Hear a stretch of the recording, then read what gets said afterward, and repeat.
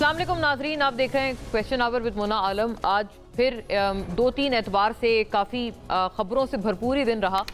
Number 1 तो ये कि पूरा हफ्ता एक रादर वीकेंड छटाई से जुनैद सफदर साहब की जो शादी की तकरीबात थी, रसूमात थी, वो खासी भरपूर तौर पर सामने आती रहीं और बहुत एक अहम इवेंट रहा पूरे वीकेंड के दौरान।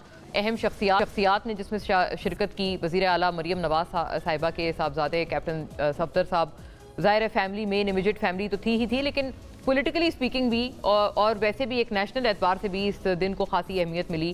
फील्ड मार्शल आसिम मुनीर साहब भी बल्कि आज जो तकरीब थी, जो वलीमे की सेरेमनी थी, उसमें नज़र आए और ये भी ज़ाहिर है एक बहुत अहम एक डेवलपमेंट है और एक खासा अहम एक विजुअल है जो कि हमें इस वेडिंग से मौसूल हुआ।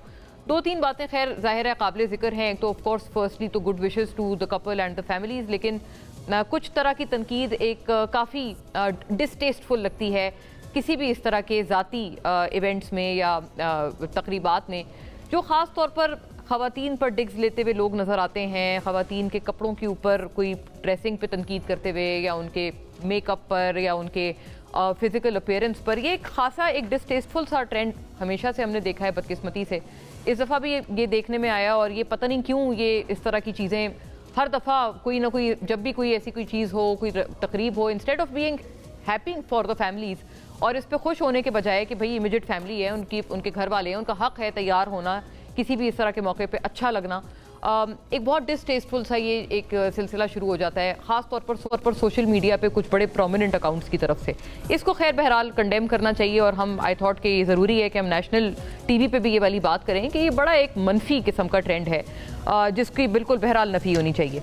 इसके ऊपर इंशाल्लाह ज़ाहिर है बात रहेगी और कौमी एतबार से भी जो एक सिलसिला चल पड़ा है वो उस पर भी इंशाल्लाह नज़र-ए-सानी करना ज़रूरी होगा, बिकॉज जो खैबर पख्तूनख्वा वज़ीर आला खैबर पख्तूनख्वा बार बार अपने सूबे में ऑपरेशन को लेकर ख़ास तौर पर तीरा में जो लोगों का इन्फ्लक्स है और जो एक वेरिफिकेशन का मामला है उसके ऊपर बड़ी शदीद तनकीद करते हुए नज़र आ रहे हैं। ऐसे में वंस अगेन ये जो एक ज़रूरत है ये दोबारा उभर जाती है कि वफाक और जो मेन सूबा है जो कि टेररिज्म की जद में है, उनकी पॉलिसीज़ में हमने 1 करोड़ मरतबा शायद ये अपने प्रोग्राम में तज़किरा किया है और शायद जितना करेंगे कम है कि वफाक और जो मेन सूबा है दहशतगर्दी की जद में, उनकी पॉलिसीज़ में ज़मीन और आसमान का फ़र्क क्यों है, ये रिकनसाइल क्यों नहीं होकर दे रहा है, ये किसका काम है रिकनसाइल करना और ये कब होगा?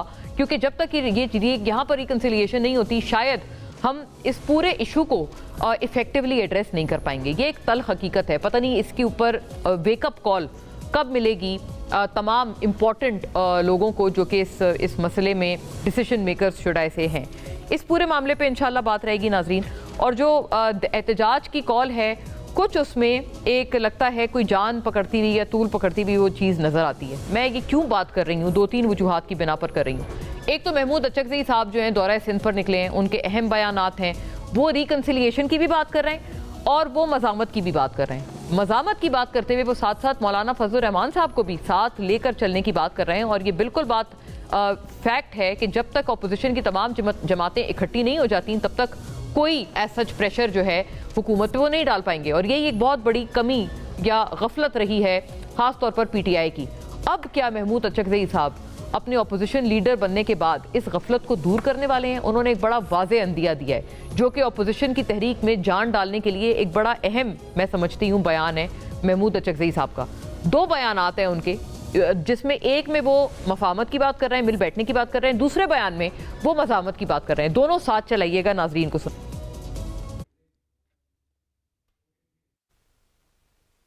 8 फरवरी को अगर एक उबार पैदा हुआ फिर फजल रहमान भी शामिल हो जाएगा, दूसरे भी शामिल हो जाएंगे, फिर इंशाल्लाह हम सब इकट्ठे मिलके पाकिस्तान के बचाव की गालियां गाएंगे, बैठ जाए और यही मिलके नवाज शरीफ, फजल रहमान, उम्मत इस्लामी वाले, पीपल वाले, फलानिया वाले, यही कौमी हुकूमत बनाए, इसको मुस्ताफी करा दे, 4 महीने के अंदर नए इलेक्शन का ऐलान कर दे, टेम्परेचर खत्म हो जाएगा। आप इन पे दस्तखत कर दें, इमरान से मैं करा दूंगा। जी नाजरीन, आपने साथ बैठने की भी बात की, साथ उसको इलेक्शन से मशरूत किया और उभार पैदा होगा तो 8 फरवरी को मौलाना फजल रहमान भी साथ होंगे। ये भी एक बड़ा अहम बयान जो है अचकज़ई साहब की तरफ से आ गया है। कुछ जान पकड़ती हुई अपोजिशन की तहरीक इस खास बयान के बाद नजर आती है। ये अब एक बड़ा इंपॉर्टेंट सवाल है। और शेर अफजल मरवत साहब की भी ट्वीट चलाएं, क्योंकि शेर अफजल मरवत तो जो है वो एक्स पे पोस्ट करते हुए नजर आते हैं। आपको पता है नाक़िद हैं वो पीटीआई के, बाय एंड लार्ज वो पीटीआई में जो धड़ेबंदियां हैं उनके ऊपर बड़ा खुल के बोलते हैं। इस दफा वो भी मतलब कुछ उम्मीद अच्छी बांधते हुए नजर आ रहे हैं पीटीआई के लिए, और ये कहते हुए नजर आ रहे हैं कि इस दफा कुछ मामलात अलग हो सकते हैं, क्योंकि सलमान अकरम राजा भी मुतहर्रिक हैं कि पिंडी अटक और इस्लामाबाद में वो एहतजाज करने का दावा वो कहते हैं कि मैं करूंगा। और दूसरा, मोहतरमा अलीमा खानम भी वो कहते हैं मुल्क भर में औरतों को निकालने के अज़म वो रखती हैं।